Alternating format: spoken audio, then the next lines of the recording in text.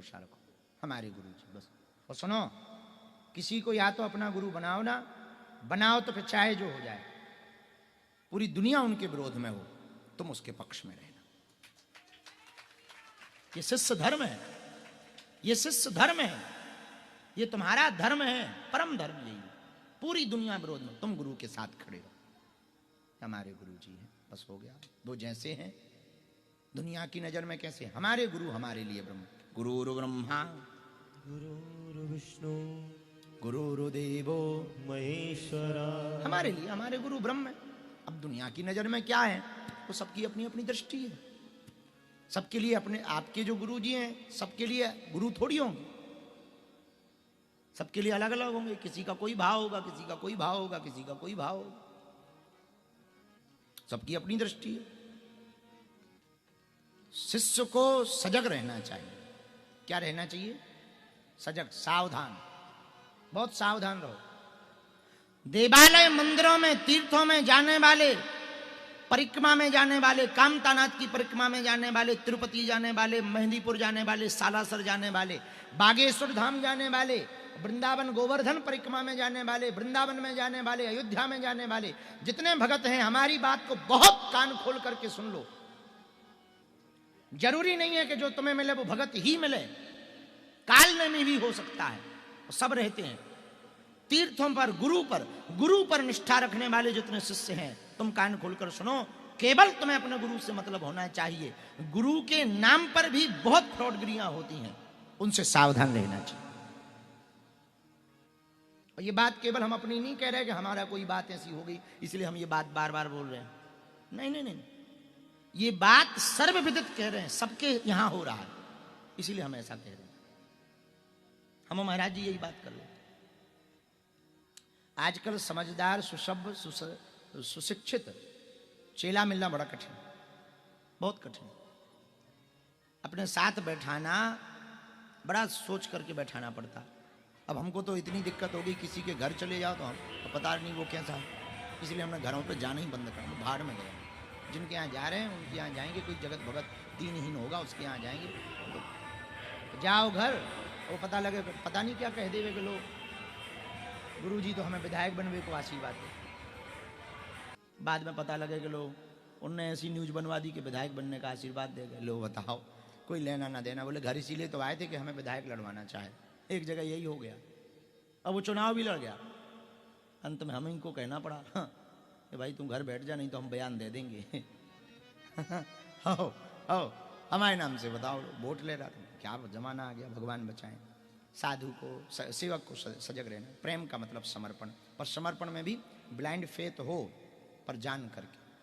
हमारे एक बहुत अच्छे बैंकर हैं, वो एक बात कहते थे कि फेथ करो पर क्रॉस फेथ, पहले चेक करो फिर भरोसा करो। परिक्रमा का अर्थ क्या है? चेक करना। परिक्रमा का अर्थ क्या है? भगवान की प्रदक्षिणा दी जाती है। प्रदक्षिणा क्यों दी जाती है? इसलिए दी जाती है कि चेक कर लो तुम्हारे लायक हैं भगवान के नहीं, या तुम उनके लायक हो कि नहीं। दोनों चेक हो जाए कि वो तुम्हारे लायक हैं या तुम उनके लायक हो कि नहीं। हमारे पास एक आदमी आया, बोले आप 21 बार क्यों बुलाते हो? उनकी चेक कर रहे तुम अपने लायक हो कि नहीं।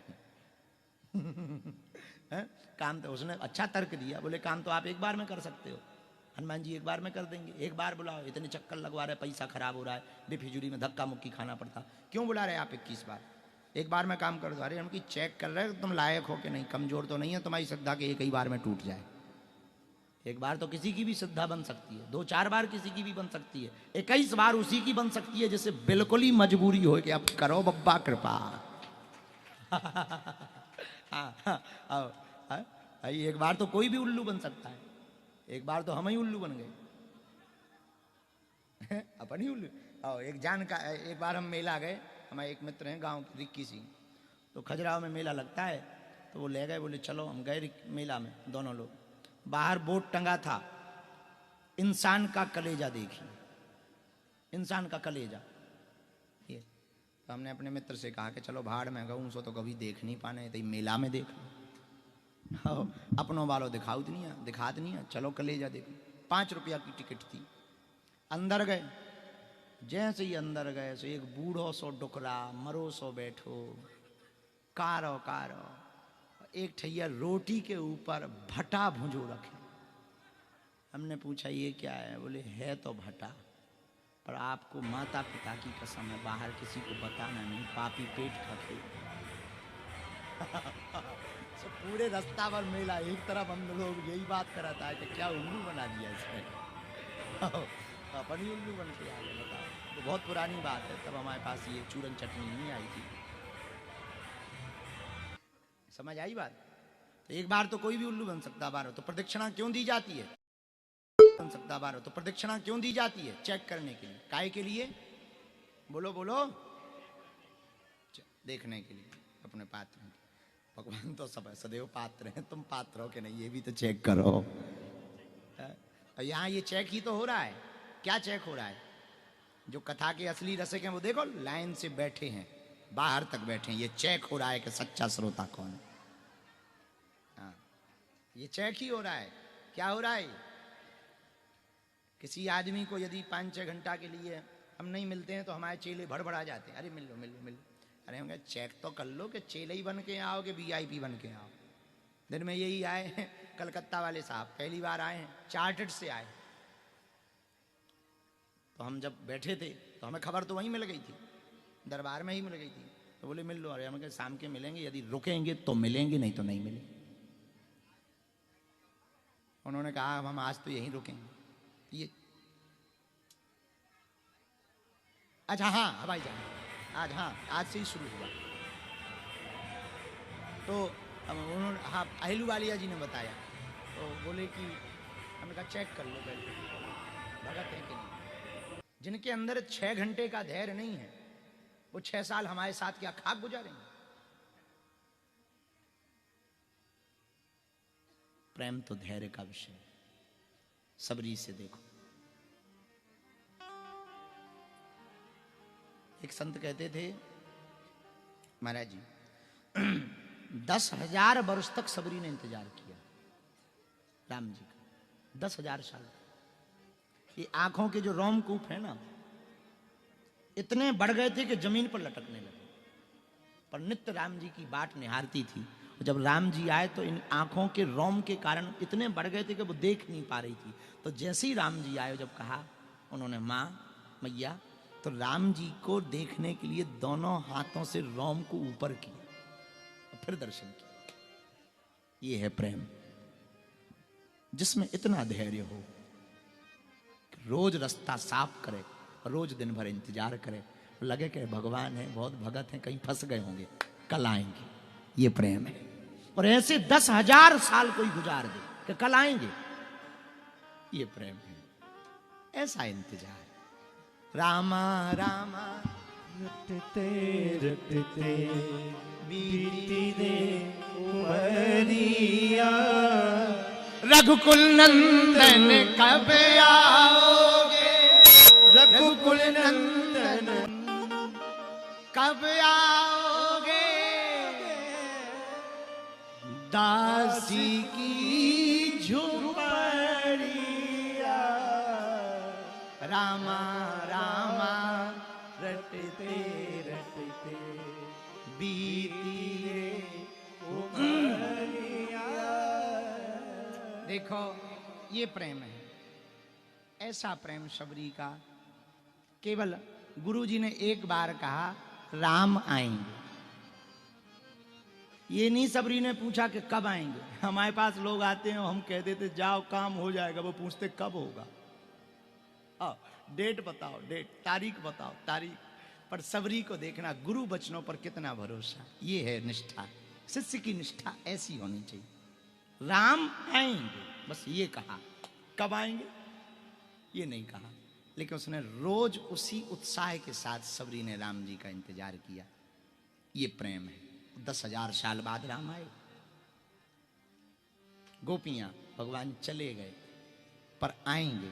रोज मथुरा की गली में बैठते, शाम को जब कोई धूल उड़ती दिखती ना तो पता है गोपियां क्या कहती? आ गए। देखो देखो देखो धूल उड़ रही, आ रहे बस आ ही गए। जब लगा अरे ये तो गैया थी, बहुत भगत है ना, फंस गए होंगे कहीं, अपन एक थोड़ी है, अपने जैसे बहुत भगत हैं उनके पास, कहीं फंस गए हों कलाएं की, तो है ही है। पता है क्यों है? संत जन कहते हैं कि गोपियां प्रेम विरह में इतनी रोई कि मीठा जल खारा हो गया आंसुओं के कारण। ये प्रेम है। प्रेम में एक ही उपहार है, आंसुओं का।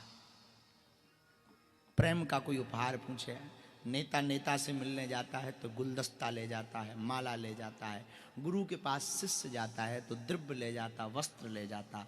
पर हमसे कोई पूछे, परमात्मा से हम प्रेम करते हैं, कोई उपहार लेके जाना चाहते हैं, क्या लेके जाऊं? अश्रुबिंद का उपहार श्रेष्ठ उपहार है। प्रेम में तो आंसुओं का उपहार चलता है।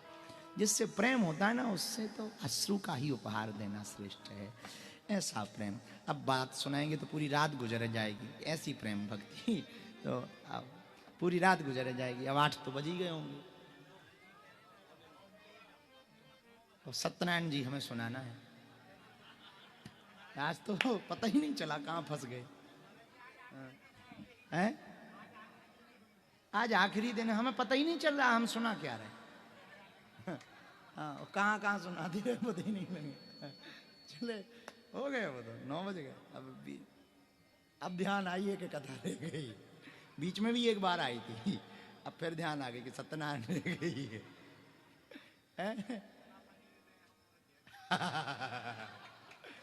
पंजीरी का खेल। सत्यनारायण जी हो जाए, भैया चावल बांटो, अब तो बांट ही दो। अब बांटो भाई, हैं? चेला कह रहा कि नहीं अब जल्दी सुनाओ, पहले ही है। सत्यनारायण भगवान की जय हो। 2-3 अध्याय हो गए थे ना, 2 बचे। वृंदावन बिहारी लाल की जय हो।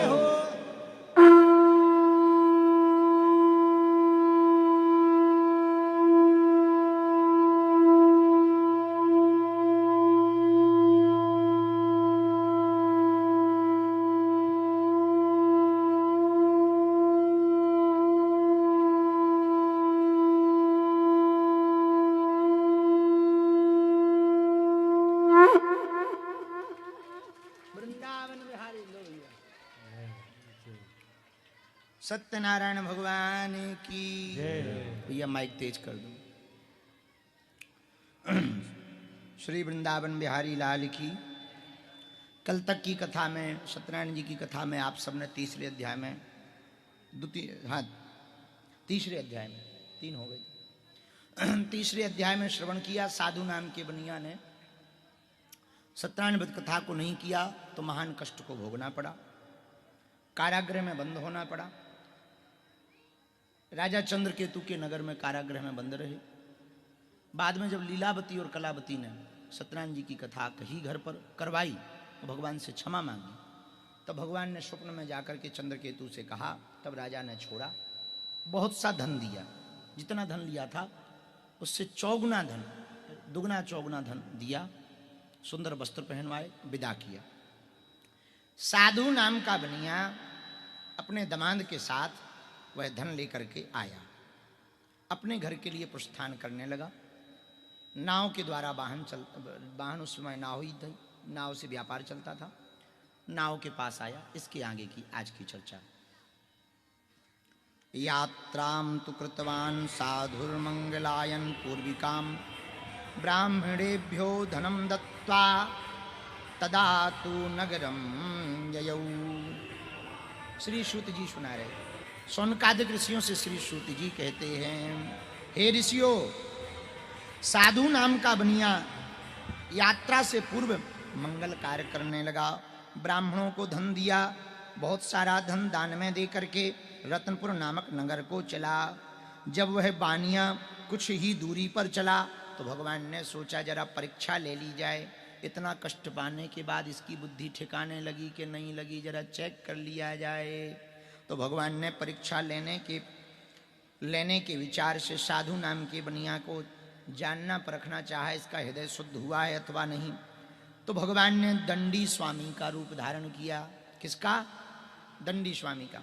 दंडी स्वामी का रूप धारण किया, साधु नाम के बनिया के पास आ गए। बोले, हे साधु बनिया, बताओ तुम्हारी नाव में क्या है, नौका में क्या है वर्तमान में? धन के मद में चकनाचूर था बनिया, क्योंकि राजा ने क्षमा थोड़ी देर पहले मांगी और चौगुना धन भी दिया, बिना व्यापार का धन मिला। सो धन के मद में चकनाचूर था, धन से मदांध था। और सुनो, अहम की अकड़ ज्यादा चल नहीं सकती, मौत की घड़ी कभी टल नहीं सकती। लूट कर दौलत भले ही जमा कर लो, पर पाप की कमाई कभी फल नहीं सकती। तो साधु नाम का बनिया धन में मदांध में मद चकनाचूर था। बनिया ने दंडी स्वामी महात्मा को उत्तर दिया, महात्मा, हे प्रभु, हे भगवान, तुम क्यों पूछते हो? क्या तुम्हारी द्रव्य लेने की इच्छा है? हमारी नाव में तो कुछ भी नहीं है, लत्ता पत्ता आदि भरे हुए हैं। झूठ बोल गया, अब भी सत्य का पालन नहीं किया, सत्य नहीं बोला। भगवान फिर रुष्ट हो गए, श्राप दे दिया, जो तुमने कहा जाओ, तुम्हारे ही वचन सत्य हो जावे। ऐसा कह करके जाओ, तुम्हारे वचन सत्य हो। ऐसा कह करके दंडी स्वामी उस स्थान से चलकर समुद्र के किनारे थोड़ी दूर पर जाकर के बैठ गए। दंडी स्वामी के जाने के बाद बनिया ने, साधु नाम के बनिया ने अपना नित्य कर्म किया, नित्य कर्म आदि करके निवृत्त हुआ। तत्पश्चात उसने नौका की ओर आकर देखा कि नौका जो पहले धन के वजन के कारण थोड़ी दबी हुई थी, अब ऊपर उतरा रही है। क्या बात है? तो जाकर के नाव में देखा कि क्या है, वहाँ पर धन की जगह लत्ता पत्ता आदि भरे हुए थे। पूरा धन पत्र बन गए, पत्ते बन गए, कपड़े बन गए।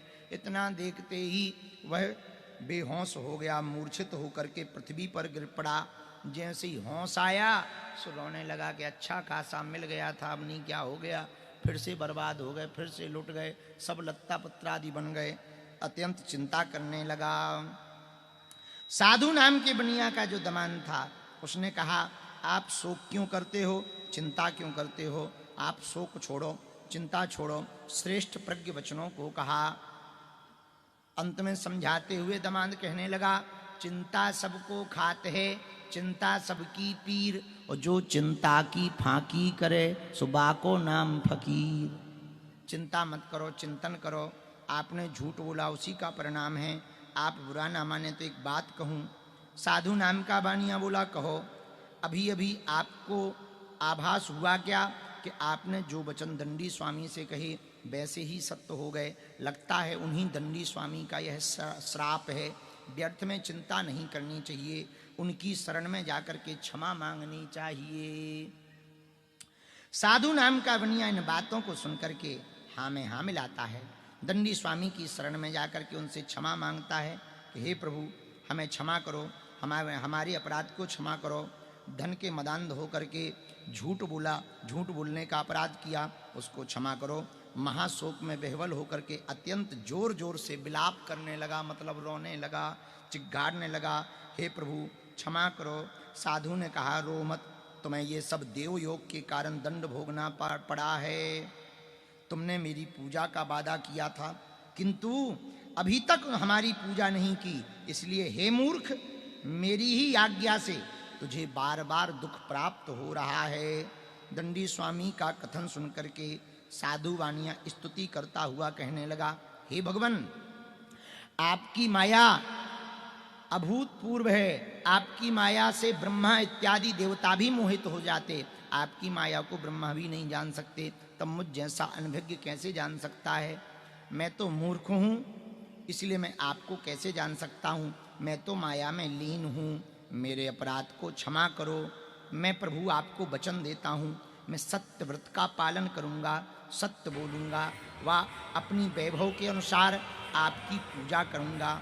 मैं आपकी शरण में आया हूँ, मेरी रक्षा कीजिए, मेरा धन पुनः वापस लौटा दीजिए, मेरी मति ठीक कर दीजिए। साधु की भक्ति युक्त वचनों को सुनकर के दंडी स्वामी प्रसन्न हो गए और साधु वानिया से बोले, कोई बात नहीं। दंडी स्वामी ने कहा, जाओ, हम तुम्हें वर देते हैं, तुम्हारा धन जैसा है वैसा, जैसा था वैसा ही हो जाए, तुम्हारा द्रव्य तुम्हें वापस मिल जाए, सभी मनवांछित तुम्हारे पूर्ण हो जाएं। ऐसा कह के दंडी स्वामी अदृश्य हो गए।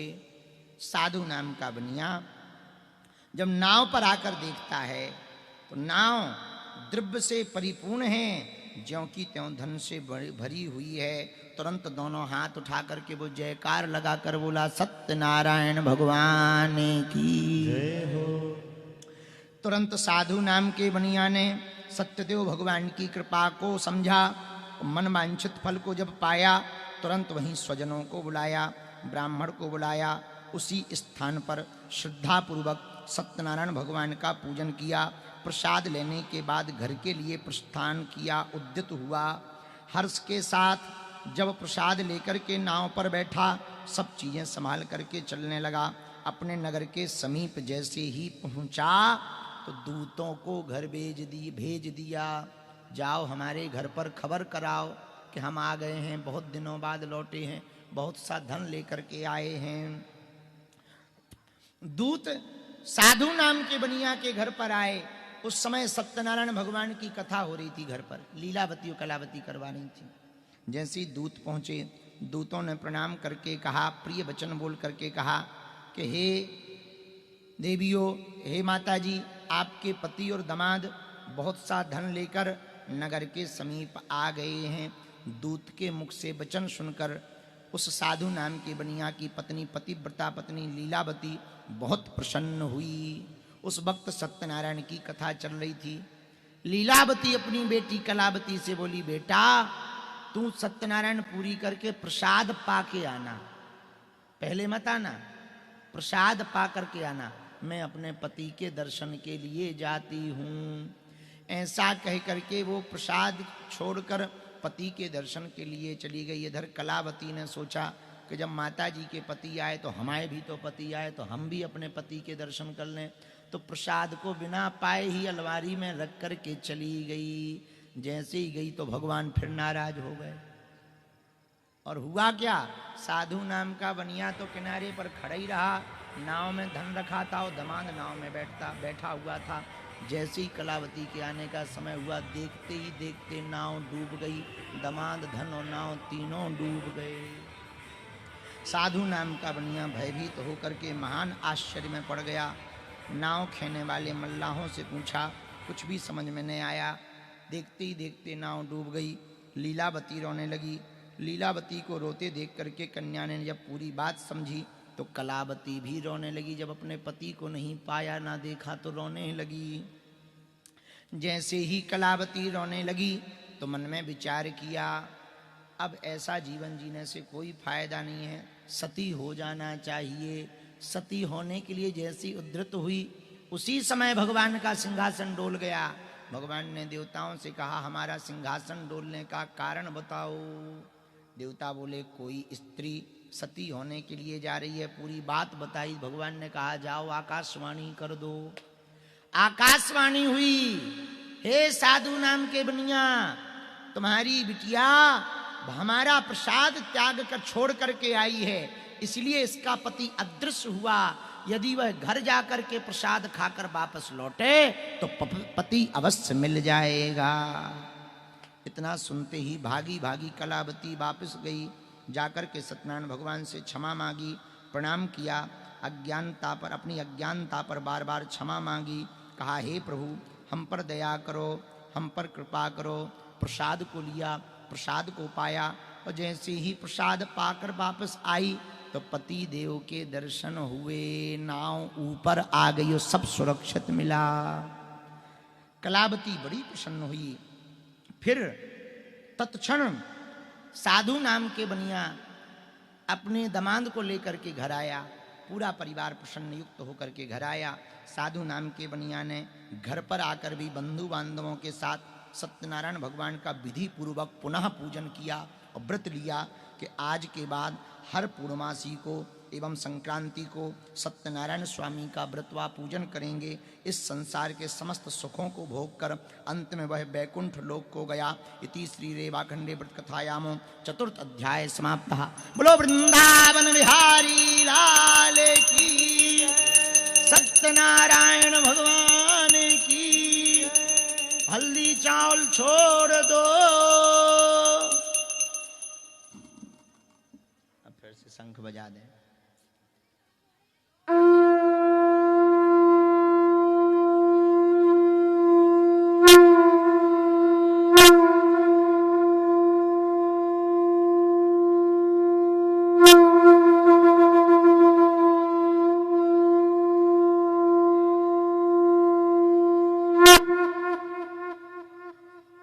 अथ पंचमो अध्याय। बोलो सत्यनारायण भगवान की।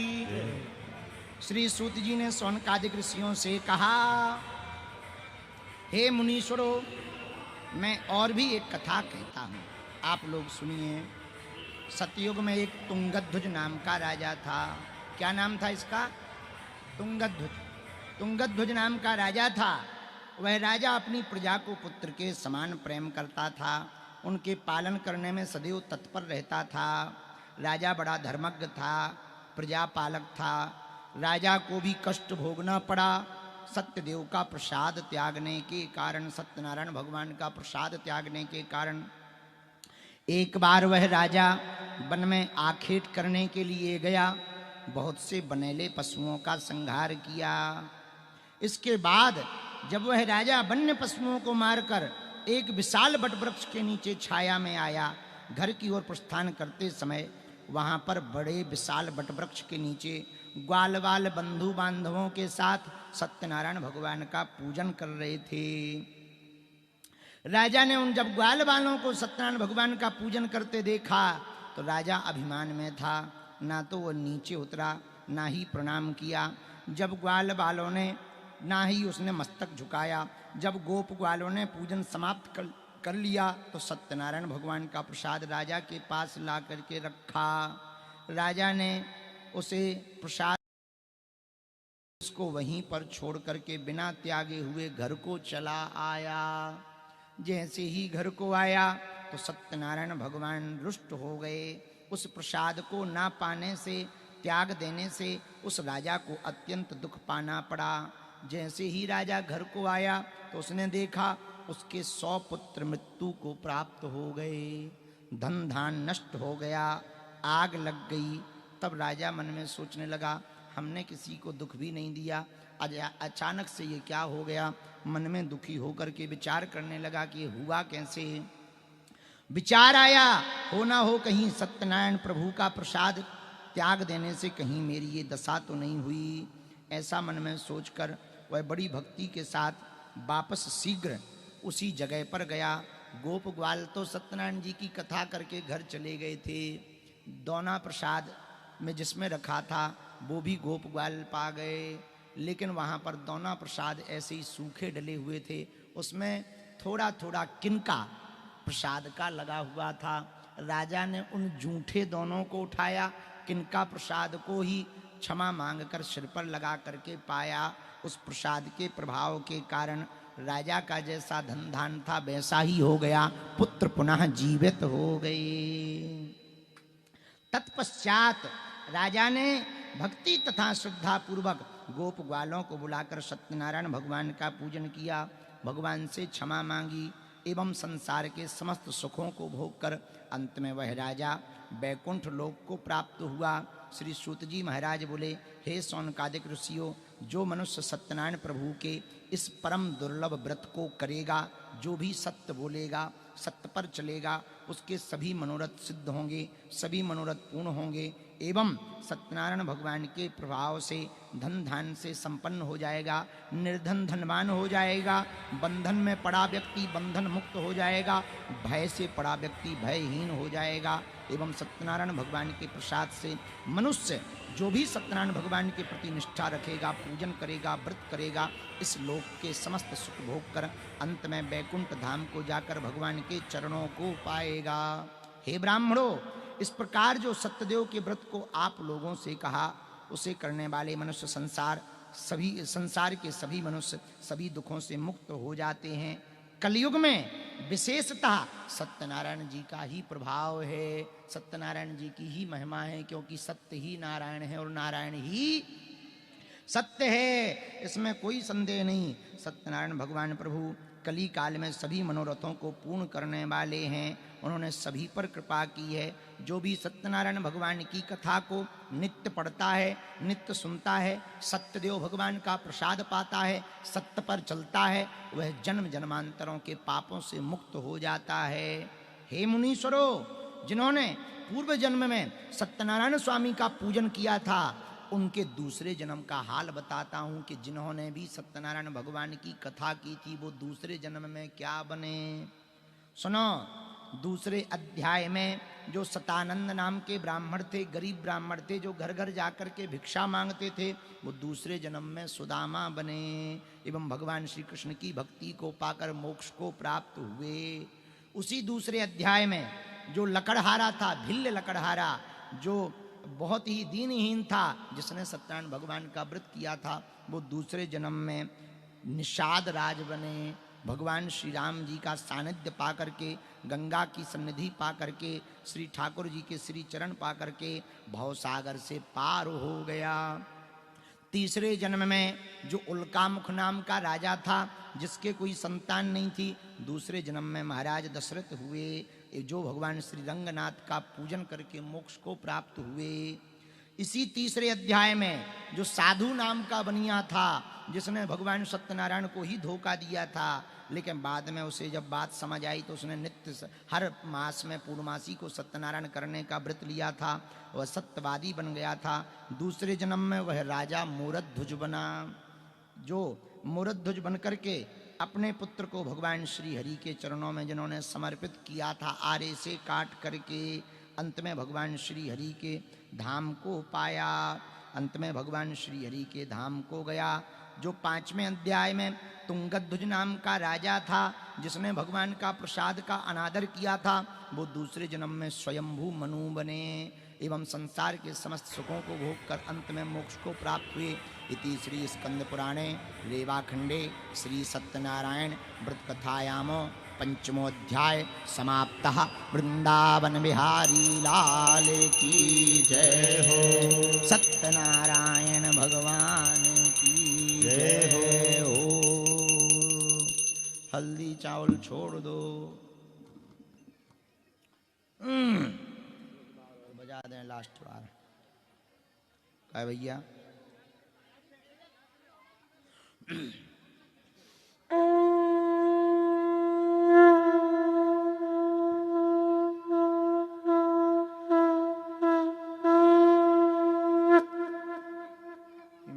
फूल भर गए,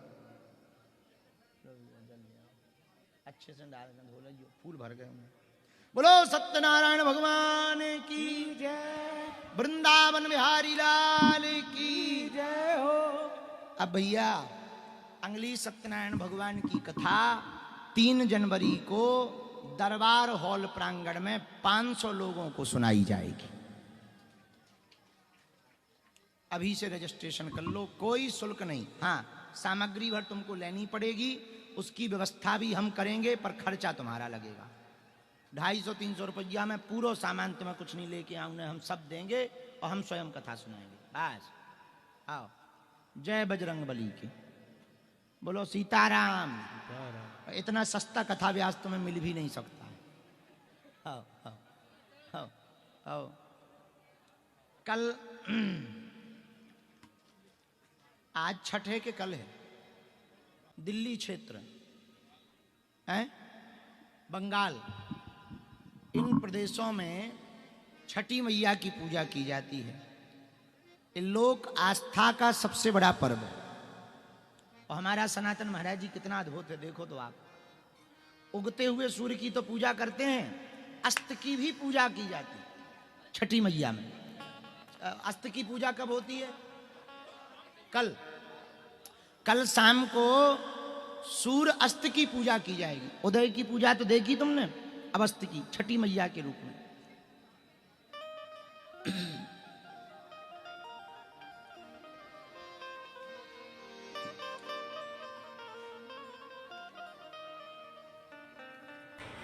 छठी मैया का महत्व ऐसा आया, आज हम सुबह जब पढ़ रहे थे मार्कंडेय पुराण में,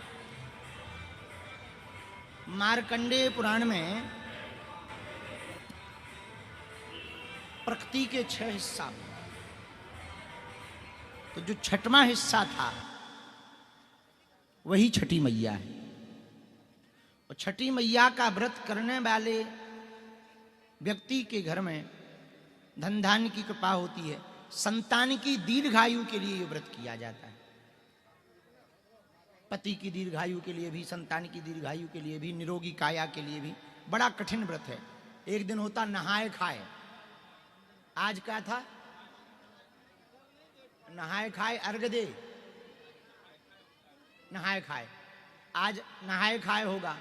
फिर कल शाम को दिन भर निर्जला रहेंगे, कल शाम को जल देंगे, पिएंगे सूर्य अस्त के, कल भी नहीं परसों, सूर्य अर्घ के बाद।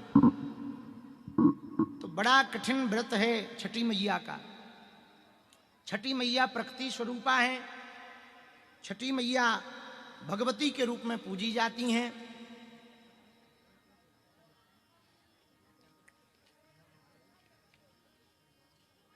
बोल छठी मैया की जय हो। एक राजा हुए प्रियबंद, प्रियबंद नाम के राजा हुए। रानी मालिनी को कोई संतान नहीं थी, तो बड़ी दुखी रहती थी, बहुत परेशान रहती थी। तो दोनों कश्यप ऋषि के पास गए, तो कश्यप ऋषि ने कहा कि आपको पुत्र कामेष्ठी यज्ञ करवाना पड़ेगा, तभी संतान होगी। बोले जो आज्ञा महाराज। तो राजा प्रियव्रत ने और रानी मालिनी ने कश्यप ऋषि की आज्ञा मान करके यज्ञ किया। यज्ञ किया तो संतान तो हुई, पुत्र तो हुआ, पर जन्मते ही बालक मर गया। जिनका गर्भपात बहुत होता हो या जिनकी संतान जन्म लेते ही मर जाती हो, उनको ये बात सुननी चाहिए। राजा प्रियव्रत ने पुत्र कामेष्ठी यज्ञ किया तो भगवत कृपा से संतान हुई, पुत्र हुआ, लेकिन पुत्र मर गया। जब मर गया तो राजा प्रियव्रत ने जीवन लीला समाप्त करने का विचार किया कि ऐसा जीवन किस काम का, संतान ही नहीं है, वंश ही नहीं है, मर जाना चाहिए। मरने के लिए जैसी उद्धृत हुए तो साधु आज्ञा पा करके महात्मा महत ऋषि भगवान की आज्ञा लगी कश्यप ऋषि की, सुनो चिंता मत करो, छठी मैया का तुम व्रत करो, छठी मैया के नाम से संकल्प लो, तुम्हारा बालक जागृत हो जाएगा, जी जाएगा। बोले महाराज संभव है? बोले संभव है। छठी मैया का व्रत लिया, संकल्प लिया, और उस व्रत और संकल्प के प्रभाव से छठी मैया ने ऐसी कृपा की, मरा हुआ बालक जीवित हो गया। इतनी महिमा है छठी मैया की। हमारे संस्कार में, जो संस्कार चैनल के सीईओ हैं मनोज त्यागी जी, उनके यहां पर केशव कितने साल से काम कर रहे हैं? 20-21 साल से तो कर रहे हैं ना महाराज। हमारा ये जो मीडिया वाला काम है ना, सोशल मीडिया वाला, वो डालते, क्या डालते माधव, क्या बोलते उसको? पोस्टें डालते हैं, हाँ, तो उसको क्या बोलते? पोस्ट ही बोलते। तो जो सोशल मीडिया ना, सोशल मीडिया का काम पूरा देखते हैं, सोशल मीडिया देखते हैं ना केशव। तो केशव जी सोशल मीडिया देखते हैं। हमारी तो बहुत प्रियता है, हमारा उसका बाप बेटे का नाता है, वो हमें बापू कहते हैं, हम उनको बिटवा कहते हैं। बीच में उसकी बहुत तबीयत खराब हो गई, इतनी तबीयत खराब हो गई कि अब ये बात बतानी नहीं चाहिए, इतना पेट फूल गया महाराज जी, इतना पेट केशव का। रात को हम और त्यागी जी दोनों घर गए, भगवान से प्रार्थना की कृपा करो, खूब दवाइयाँ चल रही, लग रहा था इन्फेक्शन बहुत बढ़ जाएगा। उनकी धर्मपत्नी बड़ी धर्मपरायण है, बिहार का शरीर है उनका, मधुबनी जिला की, मधुबनी जिला बिहार में मधुबनी के हैं वो। तो उनके परिवार ने प्रण लिया कि हे छठी मैया, हमारे सुहाग की रक्षा करना, हम आपका व्रत करेंगे। आप सुन के चौंकेंगे, 2 महीने में ही छठी मैया की कृपा और बागेश्वर बालाजी की कृपा से केशव एकदम ठीक हो गया और काम भी अब करने लगा और पूरा परिवार छठी व्रत मनाने के लिए बिहार गया। ऐसी कृपा, बिल्कुल आंखों देखी बात बता रहे हम, ये कोई आपको पुराणों की बात नहीं बता रहे, बिल्कुल आंखों देखी बात बता रहे। तो हमने अभी जब दिल्ली गए तो हमने पूछा कि केशव कहाँ है, तो त्यागी जी ने बताया कि उसका संकल्प घरवाली ने उनकी लिया था, बहुरानी ने व्रत लिया था कि हम छठी मैया का व्रत करेंगे। पूरे भारत में, गुजरात, उत्तर प्रदेश, मुंबई, दिल्ली, बेंगलोर, कहीं भी बिहार के रहने वाले लोग रहें, ग्लोबली, फिजी, लंदन, नेपाल, चाहे जहां रहें, पर छठी मैया के व्रत के लिए वो बिहार वापस गांव आएंगे। इतनी लोक आस्था है छठी मैया की बिहार में। हम गए गोपालगंज जिला में। जैसे ही हमारी गाड़ी निकली तो बड़ी स्पीड जा रही थी, पुलिस की गाड़ी लगी थी बहुत स्पीड में। तो हमने अपने सारथी से कहा जरा धीमे चलाओ, हमें कुछ देखना है। तालाब के किनारे छोटी छोटी 40, 50, 500 मड़ियां बनी थी। तो हमें लगा ये कोई धर्म अरम का काम है, कोई दूसरे धर्म का खेल है। तो हमने पूछा, 1 मिनट गाड़ी रोको, ये क्या है? तो हमें बताया, बोले गुरुजी ये छठी मैया की मड़िया है। मड़िया बनती है, बेदी, छठी मैया की बेदी है। इतनी लोक आस्था है छठी मैया के प्रति। धन्य है छठी मैया। 4 दिन का ये व्रत होता है छठी मैया का। नहाए खाए कल था, आज क्या है? नहाए खाए लौकी भात, परसों खाएंगे निर्जला। नहाए खाए लौकी भात निर्जला, परसों खाएंगे, पारायण करेंगे। 4 दिन का व्रत होता है।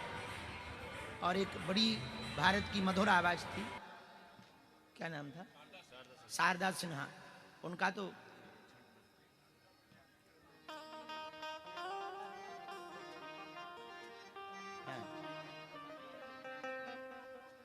कैलिफोर्निया अमेरिका में भी छठ जैसा महान पावन पर्व मनाया गया।